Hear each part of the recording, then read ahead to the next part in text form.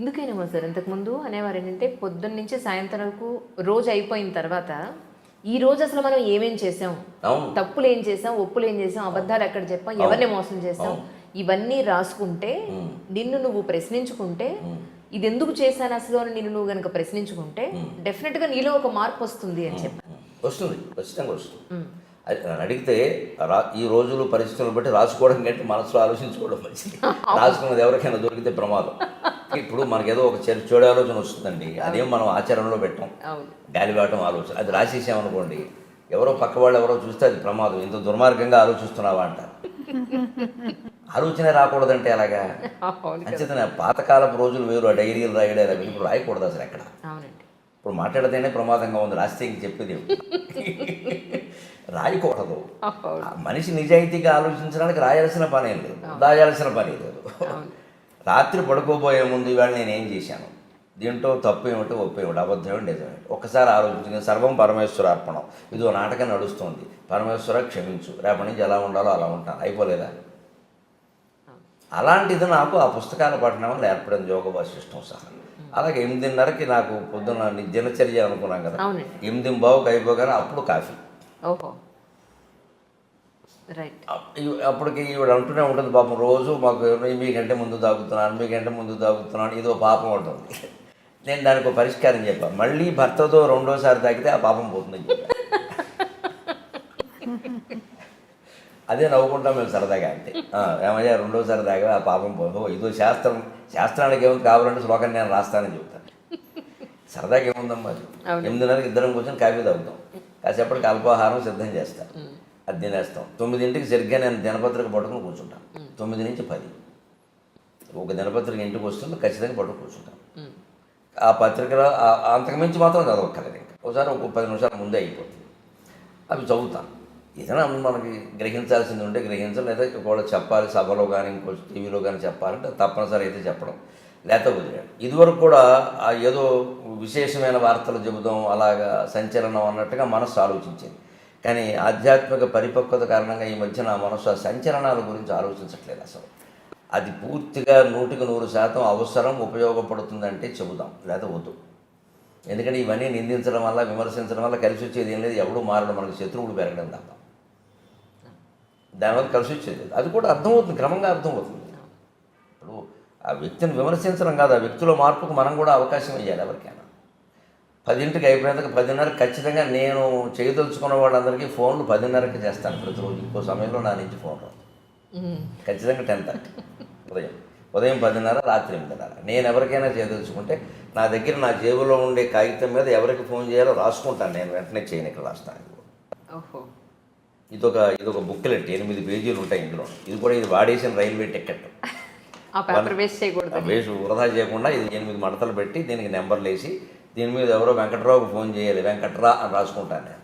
అది పొద్దున్న 10:30కైనా చేస్తాను, ఎందుకంటే ఆయన ఆఫీసులో ఉంటే దొరుకుతాడు. రాత్రి 8:30కి చేస్తాను, ఇంట్లో ఉంటే దొరుకుతాడు. క్లారిటీ స్పష్టం. అందుకని ఇంకా ఆ విషయం ఆలోచించలే. బుర్ర నిండా వారికి ఫోన్ చేయాలి, వీరితో మాట్లాడాలి, ఏమిటో అన్నీ మర్చిపోతున్నాయి. ఈ మధ్య నాకు మతిమరుపు ఎక్కువైపోయింది, అదేం ఉండదు అసలు. మనం దానికి పని చేయక ఖచ్చితంగా 10:30కి మంచినీళ్ళు తాగి 2 గంటలకు పోసా 2 గ్లాసులు నీళ్లు తాగుతాను ఖచ్చితంగా. పొద్దున్న 6:30, 8:30, 10:30, 12:30, 2:30, 4:30, 6:30, 8:30, రాత్రి 10:30 ఖచ్చితంగా 2 గ్లాసులు నీళ్లు తాగాల్సిందే. రోజు అయ్యేసరికి 15-16 గ్లాసులు నీళ్ళు అవుతాయి. దానివల్ల ప్రయోజనం ఏంటంటే ఆరోగ్యపరంగా నేను అనుభవించి చెబుతున్నాను. ఎటువంటి ఏదైనా ఆహారాల్లో తేడాలు ఉన్నా, పడాలు ఉన్నా, రాళ్ళు పేరుకునే సమస్యలు లాంటివి ఉన్నా మొత్తం కొట్టుకుపోతాయి. మనం తాగేటువంటి నీరులో స్థూల భాగం ఎప్పుడూ మూత్ర విసర్జన రూపంలో వెళ్ళిపోతుంది, సూక్ష్మ భాగం రక్తంగా మారుతుంది, అతి సూక్ష్మ భాగం ప్రాణవాయువుగా మారుతుంది. అతి సూక్ష్మ భాగం నీరు తాగితే ప్రాణవాయువు ఉంటుంది. ప్రాణం ఎప్పుడు నీటి మీద ఆధారపడింది, అన్నం మీద కాదు. అన్నం మానేసి ఉండొచ్చు, నీరు మానేసి ఉండదు. నీరు మానేసి ఉంటే ప్రాణం కూడా పోతుంది. అందుకే ఎంత నిరాహార దీక్ష వాడైనా పాలు కానీ, మజ్జిగ కానీ, నీరు కానీ తాగుతారు. తాగితే కొంతకాలం గెంటేయచ్చు. అలా నీరు తాగుతాను ఖచ్చితంగా. నాకు 10:30కి నీళ్లు తాగేసి అప్పుడు ఈ ఫోన్లు చేసేసి నా కార్యక్రమాల గురించి రిజర్వేషన్లు చేయాల్సి ఉంటాయి కదా, ఏమన్నా అంటే నేనే చేసుకుంటాను.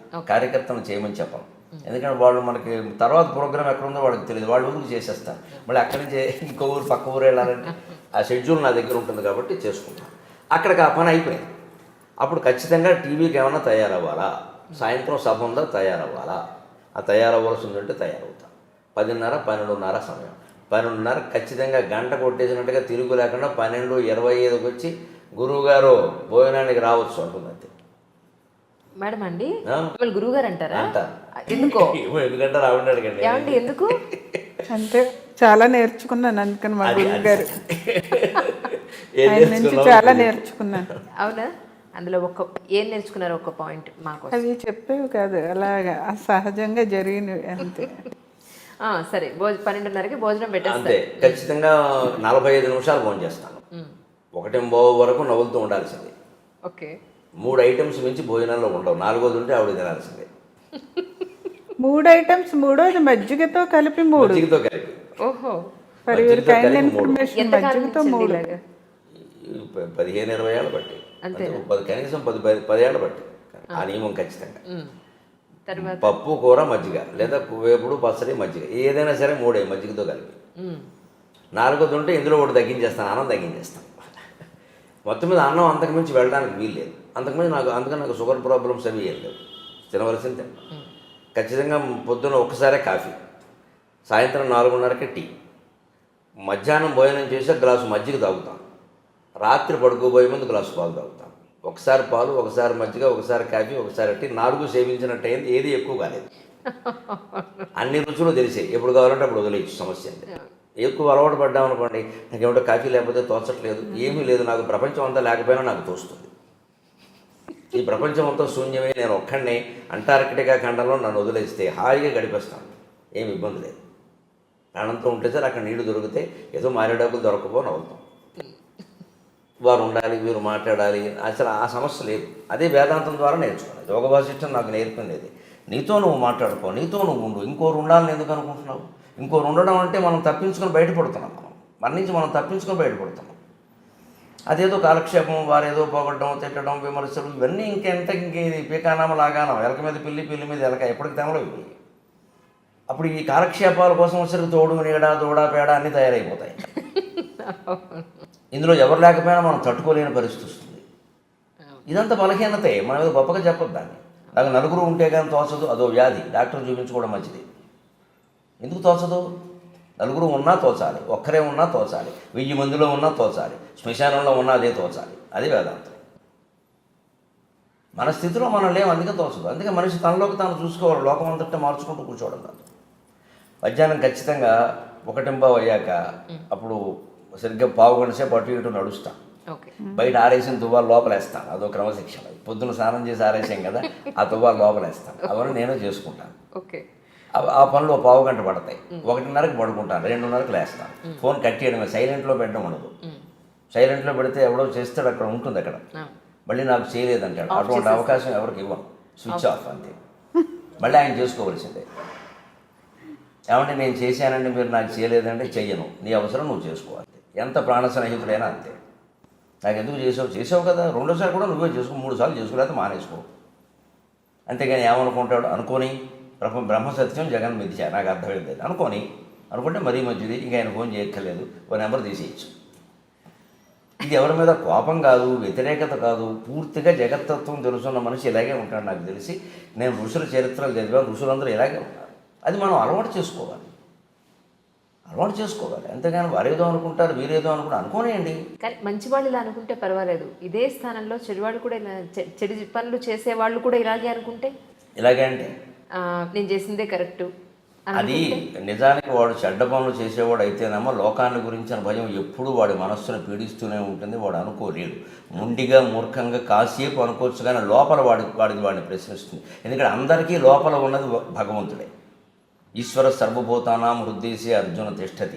ఒక మూర్ఖుడు, ఒక దుర్మార్గుడు 10 మర్డర్లు చేసిన వాడు హృదయంలో ఎవడున్నాడో, పరమభక్తుడు హృదయంలో కూడా వాడే ఉన్నాడు. ఆ తత్వంలో తేడా ఏం లేదు. ఉపాధి భేదం, పైన ఉండే శరీరం భేదం, మనస్సు భేదం తప్పితే అసలు తత్వంలో తేడా లేదు. అందుకని అసలు తత్వం అంతఃకరణ ద్వారా వాడిని కొట్టేస్తూనే ఉంటుంది. ఎప్పటికప్పుడు నువ్వేం చేస్తున్నావు. అందుకని చెడ్డవాడు ఇలా ఉండలేడు. ఎవడేమనుకుంటే నాకని కొన్నాళ్ళు ఉంటాడు, తర్వాతైనా వాడు కాల్చేస్తూ ఉంటుంది లోపల. అదే పాపం పీడించడం అంటే అదే. ఖచ్చితంగా కాల్చేస్తూ ఉంటుంది. వాడు ఎప్పుడైనా ఈ జన్మ కాదు, వచ్చే జన్మకైనా మారాలి, తప్పదు. అది వాడి బాధ్యత. అది మనం దాని గురించి అంత బాధపడక్క. అయిపోయిందంటే 2:30కి లేస్తాను సరిగ్గా. లేవగానే స్వచ్ఛ భారత్ చేస్తాను. ఇది మోడీ గారి స్ఫూర్తి.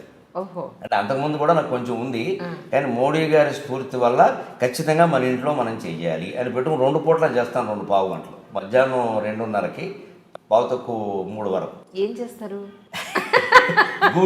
గూళ్ళన్నీ దొరుకుతాయి. ఇప్పుడు మా లైబ్రరీ అంతా తనే దులుపుకుంటారు, గ్రంథాలయం గుడ్డ పెట్టి తుడుచుకుని చీపురు పెట్టి ఏమన్నా బూజులుంటే తీసేసుకుని తనే. నిజంగా మిమ్మల్ని మొట్టమొదటిసారి చూస్తున్నాను ఈవేళ. అంటే యూట్యూబ్లో ఇంటర్వ్యూల్లో చాలా ఏళ్ళ నుంచి మిమ్మల్ని చూస్తున్నాను, మీ ప్రవచనాలు వింటాను. ఎందుకంటే మరీ మూర్ఖంగా మాట్లాడరు మీరు. చాలా ఇప్పటి ప్రజానికానికి ఇప్పుడున్న కాలమాన పరిస్థితులకు అనుగుణంగా ఎవరు ఏది చేస్తే మంచిదని మీరు చెప్తూ ఉంటారు. పొద్దున్న లేస్తే భక్తి, పొద్దున్నే వచ్చే పాటలు అయిపోగానే నెక్స్ట్ మీది పెట్టి వింటూ ఇంట్లో పనులని చేసుకుంటూ ఉంటే అనుకున్నాను, ఈయన ఇంట్లో బాగా స్ట్రిక్ట్గా ఉంటారేమో, లేదా భార్యని మాట్లాడద్దు చెప్పిన పని చేయి అని ఎలా ఉంటారేమో. అది ఆ ధోరణి. మీ అభిప్రాయం నిజమే, లోకం అలా ఆలోచిస్తుంది సార్. అంటే మనకి రెండే తెలుసమ్మా. మంచివాడు అన్నవాడిని మీరు ఎవరైనా గమనించండి, కామెంట్స్ ఎలా ఉంటాయి, ఎప్పుడూ మంచివాడే అనుకుంటారు. వాడు లోపల చాలా వంకర పనులు చేస్తాడు, బయటికి తెలియదు అది. బయటికే లోపల మంచి కనపడతాడు. పెళ్ళాన్ని ఏడిపించుకు తినేస్తాడు ఆ సన్నాసి. ఆ విషయం బయట పండేవాడు. బయట మాత్రం మహిళాభ్యుదయవాదిలో మాట్లాడేస్తాడు. అది నమ్మేస్తారు లోకం. ఆవిడ పాపం బయటకు వచ్చి చెప్పలేదు ఆ విషయం, ఎందుకంటే ఈయన సెలబ్రిటీ, ఆవిడ బ్రిటానియా బిస్కెట్. ఆవిడ దగ్గర మైకెట్టాలి కదా, అవకాశం కూడా ఉండాలి. ఒకళ్ళు చెప్పింది అనుకో బతకనేడు కదా. అలాగే ఉంటారేమో అని అనుకున్నాను. అలాగే కొంచెం గంభీరంగా ఉండేవాళ్ళని చూసి మనం కోపంగా ఉంటారు అనుకుంటాం. ఖచ్చితంగా ఉండడం వేరు, కఠినంగా ఉండడం వేరు. నేను ఖచ్చితంగా ఉంటాను, కఠినంగా ఉండను. అసలు కాఠిన్యం అనేది నా స్వభావంలోనూ లేదు. చాలా మెత్తటి మనిషి లోపల, కానీ ఖచ్చితంగా ఉంటాను. ఈ సమయానికి ఇది అన్నప్పుడు ఎప్పుడైనా ఈ పూట ఏముందో 1/2 గంట ముందు తినచ్చు కదా అంటే, ఆ మాత్రం తినకపోతే ఏమైందని ఖచ్చితంగా అంటాను.